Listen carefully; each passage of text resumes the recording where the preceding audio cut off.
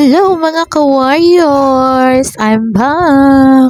So yan, kamusta po kayo? Kamusta ang lahat? Ito ang inyong ka-warriors na payatot. Ayan, kita nyo naman ang aking katawan na patpatin. My God, straight na yung likod, straight din yung harap. Lahat na nawala. Ano ba yan?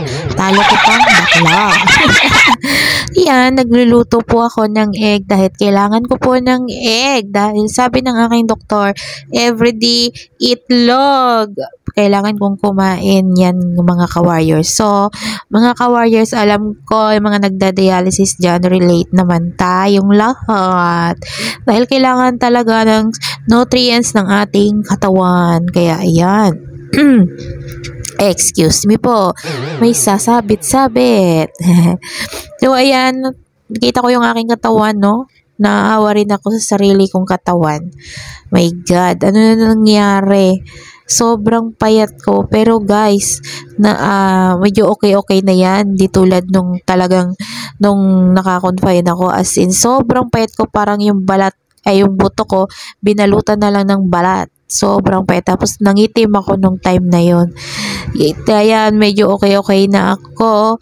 Kaya kailangan nating bumawi-bawi. Kailangan nating kumain ng masustansya. Sabi ni Doc, wala siyang ibabawal na pagkain sa akin. Basta magpataba ako. So, ako naman, syempre, susundin ko yon. Ang problema, wala tayong pambili. So, baka naman, may gusto magbigay dyan. Sponsor. Yes! Choings. Joke lang po yun. My God. May lumabas na binagsak mo naman yung pinto. Galit rin ang pamangkin ko, no? So, ayan, halo-halo lang ang person. Ayan.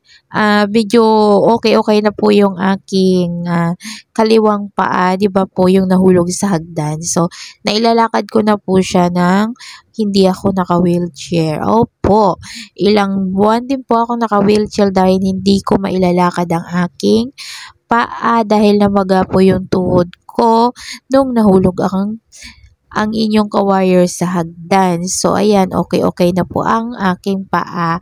At thanks God at nakakalakad na rin ako, guys. Ang hirap talaga pag yung hindi ka makakalakad kasi panay ang utos mo. Tsaka ayoko rin naman yung panay ka utos.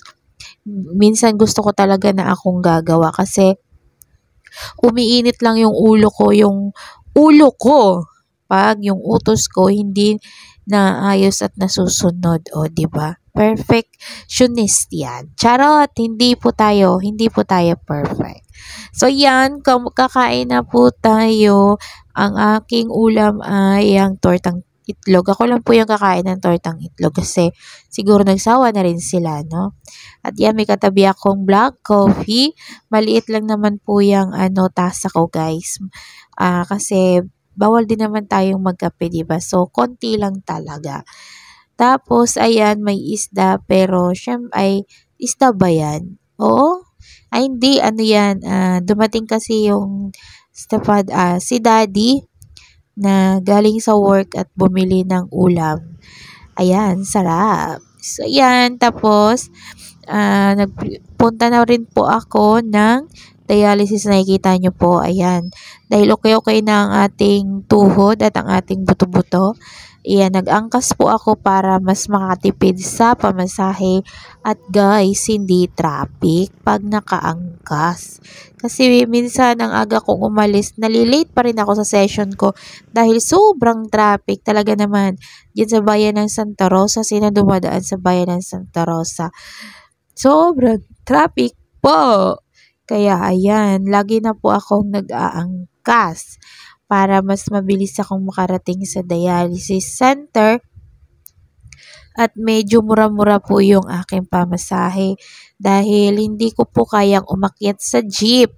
Dahil minsan nadudulas ako sa jeep, minsan muntikan ng mahulog. Kaya mas okay na mag-angkas at kaya ko naman po yung sarili ko na mag-angkas. So, yan, highway po kami dumaan. So, mas mabilis. So, shout out po sa mga angkas rider na sobrang babait po nila. Inaalalayan po nila ako. Ayan, at ayan na nga po, nakasalang na po ako ko. So, syempre, hindi mawawala yung mga kutkut-kutkutin. Okay, guys, huwag na kayong magalit na 'pag nakikita niyo akong kumakain ng kung ano-ano, diyan lang naman po ako kumakain talaga ng mga bawal-bawal, oo. Kasi habang nakasalang tayo, kasi pagkatapos ng salang, wala na rin po 'yan kasi madadala po 'yan sa hatak niyan sa dialysis kasi pagbalik po ng dugo ko sa katawan ko, natanggal na rin po yung mga bawal na kinain ko. So, malinis na rin po kaya okay, okay lang po kumain habang nakasalang. Sa first 2 hours, pwede kang kumain ng kumain. Kaya ayan, mga ka-warriors, bye-bye. Thank you!